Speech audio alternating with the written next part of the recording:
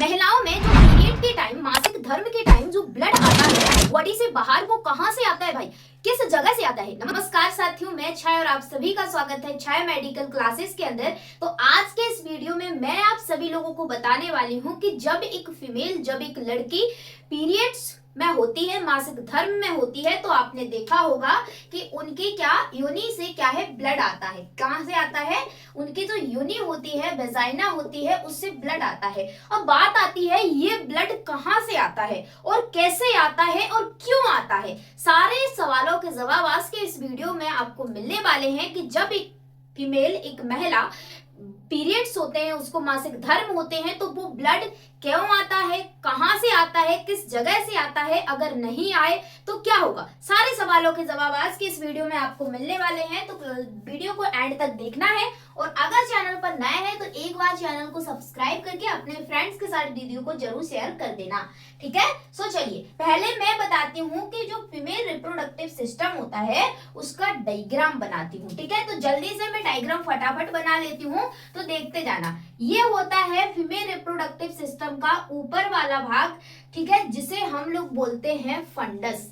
क्या बोलते हैं? फंडस होता है, एक डोम शेप का होता है, ठीक है। कैसा होता है? डोम शेप होता है, ठीक है। अब चलिए, इसी से जुड़ी होती है इस टाइप से दो लेजम। लेजम मतलब कहा जाए दो ट्यूब, ठीक है।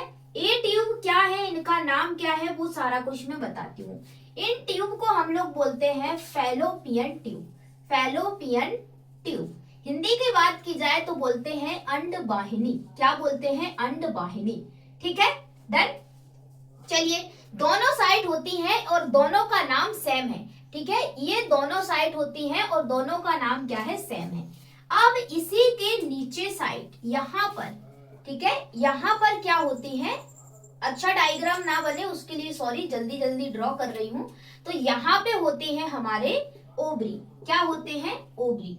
ओवरी माने ओवरी। ओवरी हिंदी में कहा जाए तो अंडाशय, ठीक है, अंडाशय। दोनों साइड होते हैं, यहाँ पर भी वही ओवरी, ठीक है। डन। अब क्या होता है, इस फैलोपियन ट्यूब के तीन पार्ट्स होते हैं, 1 2 3। एक यहां पर होता है जिसे हम लोग इस्थेमस बोलते हैं, बीच में होता है जिसे हम एम्प्यूला बोलते हैं, एक यहां पे होता है जिसे हम इनफंडीबुलम बोलते हैं, ठीक है। तो ये फैलोपियन ट्यूब के तीन पार्ट्स हो गए। डन। अब यहाँ पे इसे हम लोग बोलते हैं, ठीक है, इसे हम लोग बोलते हैं सर्विक्स। सर्विक्स। सर्विक्स का मतलब होता है गर्भाशय। गर्भाशय ग्रीवा। क्या होता है? गर्भाशय ग्रीवा, ठीक है। ये गर्भाशय हो गया। अब यहाँ पे ये क्या होता है? यूट्रस। यहाँ पे लिख देती हूँ, ये होता है यूट्रस। इट मीन्स गर्भाशय, ठीक है। डन। समझ में आया? अब यहाँ पे होता है वेजाइना। वेजाइना मतलब होता है योनि, जहां से पीरियड्स फीमेल को बाहर आते हैं ब्लड के फॉर्म में। अब याद रखना, जो यूट्रस होता है इसकी 3 लेयर होती है। कितनी लेयर होती है? 3 लेयर होती है। कौन कौन सी होती है, क्या नाम है, चलिए बताती हूँ।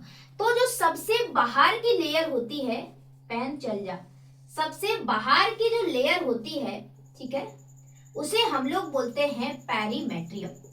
पेरीमेट्रियम। पेरीमेट्रियम क्या बोलते हैं? पेरीमेट्रियम। उसके बाद सेकंड लेयर होती है, बीच वाली लेयर होती है, उसे हम वो लोग बोलते हैं मायोमेट्रियम। मायोमेट्रियम। और सबसे जो अंदर की लेयर होती है उसे हम लोग बोलते हैं एंडोमेट्रियम, ठीक है, एंडोमेट्रियम, ठीक है, एंडोमेट्रियम। आई होप आप सभी लोगों को अच्छे से विजुअल हो रहा होगा, ठीक है। इसलिए तो जरूरत होती है किसकी? डिजिटल बोर्ड की, ताकि हम उस चीज को अच्छे से एक्सप्लेन कर सके। बट भाई मैंने काफी लोगों से बोल दिया है डिजिटल बोर्ड की, बट अभी तक किसी ने कोई मदद नहीं की। तो कोई नहीं, वो नहीं दे रहा है तो अपनी मेहनत से लेंगे, ठीक है। बट ये है कि मुझे अभी जरूरत थी ज्यादा। जिस तरीके से मैं इस बोर्ड पे मेहनत करके पढ़ाती हूँ उसी तरीके से उस बोर्ड पर पढ़ाती तो बेटर बच्चों को समझ में आता और मुझे भी अच्छा लगता उस पर। बट कोई नहीं, सो जो है उसी में मैंने इसलिए बोला था कि भाई कभी तो काम आए, ठीक है। जब हमारे जो भी नेता लोग होते हैं वो कब काम आएंगे, ठीक है, जब मुसीबत पड़े तो काम आना चाहिए ना। तो मेरा काम था, मेरा कर्म था, भगवान श्री कृष्ण कहते हैं कर्म करो फल की चिंता ना करो। इसलिए मैंने काफी जगह बोल दिया है वोट का। अब मैंने अपना कर्म कर दिया, मैंने अपना कार्य कर दिया। अब उनकी मर्जी है कि वो देंगे या नहीं, ठीक है। काफी टाइम हो गया है भाई, 1 महीने से ज्यादा हो गया है। उस टाइम मैंने सारे लोगों से बोला था, ठीक है। शिंदिया जी से बोला था, हमारे क्षेत्रीय विधायक जी उनसे बोला था, अमरपाल सर आए थे, कमिश्नर साहब उनसे बोला था, तो काफी लोगों से बोल दिया है मैंने। बट कोई नहीं, चलिए अपने टॉपिक पर चलते हैं। चलिए, अब क्या होता है कि यूट्रस की 3 लेयर होती है। मायोमेट्रियम मतलब बीच वाली लेयर, ठीक है। एंडोमेट्रियम मतलब अंदर वाली लेयर। पेरीमेट्रियम मतलब बाहर वाली लेयर, ठीक है, ठीक है। अब क्या होता है कि जो यूट्रस होता है उसके सबसे अंदर वाली लेयर, यूट्रस की जो सबसे अंदर वाली लेयर होती है, जिसे यूट्रस की यानी गर्भाशय की जो सबसे अंदर वाली लेयर होती है, ये क्या करती है, ये हर महीने तैयार होती है। तैयार किसके लिए होती है, ये जब एक फीमेल, ठीक है, एक महिला, ठीक है, गर्भ अवस्था में होती है, गर्भ अवस्था में होती है, तो क्या है, यही वो है, आंतरिक परत है, जिस पर, ठीक है, जिसके अंदर बच्चा 9 महीने तक यहीं पर वो अपना वृद्धि एवं विकास करता है, ग्रोथ एंड डेवलपमेंट करता है। तो ये लेयर हर महीने बनती है और टूटती है। टूटती कब है और बनती कब है, जैसे कि फीमेल को समझना यहाँ पे, जैसे कि फीमेल को क्या है, किसी को 25 दिन में, किसी को 28 दिन में, किसी को 32 दिन में, किसी को 35 दिन में, ठीक है, क्या है, किसी को 37 दिन में भी आ जाते हैं पीरियड्स, ठीक है। तो अब होता क्या है कि जो एंडोमेट्रियम है वो हर महीने टूटती है क्योंकि फीमेल को गर्भ अवस्था नहीं हुई, यानी प्रेगनेंसी नहीं हुई, ठीक है। अगर मान लो फीमेल को प्रेगनेंसी हो गई, एंडोमेट्रियम है वो झड़ती नहीं है, टूटती नहीं है, सीडिंग नहीं होती है, क्योंकि वो फीमेल प्रेग्नेंट हो गई है। अब जब फीमेल प्रेग्नेंट नहीं होती है तो हर महीना ये लेयर टूटती होती है, और यही लेयर ब्लड के फॉर्म में फीमेल की योनि से बाहर आती है, जिसे हम लोग पीरियड्स बोलते हैं। और जो पीरियड्स में ब्लड आता है, जब होती है आंतरिक परत होती है गर्भाशय की, यही टूटती है, और इसी परत जब टूटती है, कॉन्ट्रैक्शन होता है, रिलैक्सेशन होता है, तो ये परत इस तरीके से, हमारा यूट्रस है, इस तरीके से फीमेल का यूट्रस होता है वो कॉन्ट्रैक्ट होता है, एकदम से कॉन्ट्रैक्ट होता है, और ये लेयर होती है वो टूट कर झड़ कर फीमेल की बॉडी से बाहर आ जाती है, जिसे हम पीरियड कहते हैं। और यही ब्लड जो यूट्रस की एंडोमेट्रियम लेयर होती है, यही ब्लड पीरियड के दौरान हमारे बाहर आता है। अब पीरियड्स में दर्द क्यों होता है, दर्द इसलिए होता है कि जो माइम होती है, अब इस लेयर को झड़ झड़ के बाहर निकलना है, सफाई करना है, एक नेचुरल प्रोसेस है, ये हमारी बॉडी में कोई बीमारी नहीं है पीरियड, ये हमारी बॉडी का एक सफाई है, ठीक है। जब ये ब्लड वेस्ट होता है तो इस तरीके से कॉन्ट्रैक्शन होगा, ऐसे ऐसे गर्भाशय होता है, ऐसे ऐसे, इसलिए तो क्रैम्प्स होते हैं, इसलिए तो फीमेल को दर्द होता है पीरियड्स के टाइम। क्यों होता है, क्योंकि वहां पे कॉन्ट्रैक्शन होता है, संकुचन होता है, ताकि जो लेयर है अंदर की लेयर वो झड़ के टूट के पीरियड्स के फॉर्म में बाहर आए, इसलिए, ठीक है ना। इस वजह से आई होप आप सभी लोगों को आज के इस वीडियो के अंदर समझ में आ गया होगा कि पीरियड्स के टाइम जो ब्लड है वो कहां से आता है, क्यों आता है, किस वजह से आता है, सारा कुछ डिस्कस। देखिए, मैं 1 घंटे से ज्यादा की भी क्लास ले सकती थी, लेकिन मेरी प्रॉब्लम ये है कि मेरे घर पे वाईफाई नहीं है, और वाईफाई नहीं है तो नेट अच्छा नहीं आता है, इस वजह से उतना वो अपलोड नहीं होती लॉन्ग वीडियो, क्योंकि 1 दिन 2 दिन लग जाते हैं। अगर 1 घंटा की वीडियो अपलोड करूं तो 2 दिन लग जाएंगे अपलोड होने में, इसलिए मैं छोटे छोटे टॉपिक के साथ आप लोगों को डिस्कस करती हूँ। तो आई होप आप सभी लोगों को समझ में आ गया होगा कि जो पीरियड्स के अंदर जो ब्लड आता है वो कहाँ से आता है। चलिए इसी बीच बता देती हूँ कि आपका जो बच्चा है, ठीक है, बच्चा है, सॉरी, वहां पे मिलन कहाँ पे होता है, इस जगह पे फर्टिलाइजेशन होता है, निषेचन होता है एम्प्यूला के अंदर, ठीक है। ये फैलोपियन ट्यूब का सबसे चौड़ा पार्ट होता है, और यहीं पर मिलन होता है और जाइगोट बनता है, ठीक है, जाइगोट बनता है, फिर उसके बाद ये यूट्रस में जाता है।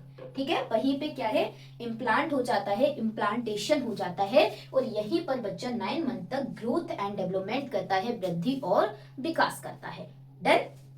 अब अंडा निकलता कहाँ है, हर महीने हमारी ओवरी से अंडा निकलता है। ठीक है, अंडा यहाँ से रिलीज होता है जिसे हम ओवम बोलते हैं, फिर ये यहाँ से ओवम जाता है और इधर से यूनी से स्पर्म आता है, फिर इनका दोनों का मिलन एम्प्यूला के अंदर होता है, उसी को हम लोग निषेचन बोलते हैं। डन।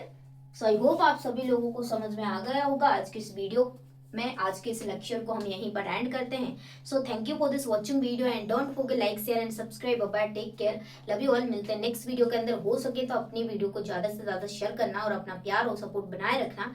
काफी लोगों से मैंने इस वजह से बोला था डिजिटल बोर्ड का, ताकि मैं ठीक है अच्छे तरीके से जो मेडिकल स्टूडेंट हैं उनको क्या है एजुकेशन प्रोवाइड कर सकूं। नॉलेज है बट उस नॉलेज को पेश करने के लिए, ठीक है, उसको डिलीवर करने के लिए मेरे पास सेटअप नहीं है अच्छा, बट कोई नहीं, धीरे धीरे सब होगा। बस आप लोग अपना प्यार और सपोर्ट बनाए रखना।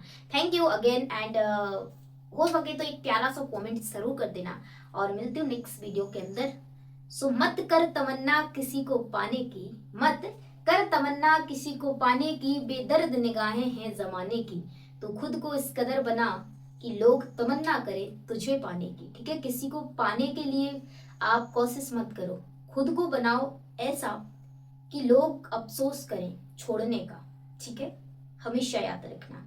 और मैंने एक चीज सीख ली है कि जीवन में ना दुखी तो होना ही नहीं है, रोना धोना इनसे कुछ नहीं होगा, क्योंकि आजकल जब आप रोगे, जब आप सैड हो गए, दुखी हो गए, तो आपका मजाक बनाया जाएगा।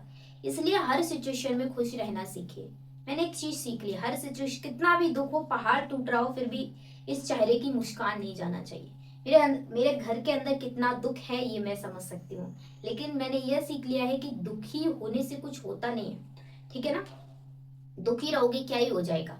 ठीक है, तो चलिए अगेन थैंक यू, मिलती हूँ नेक्स्ट वीडियो के अंदर।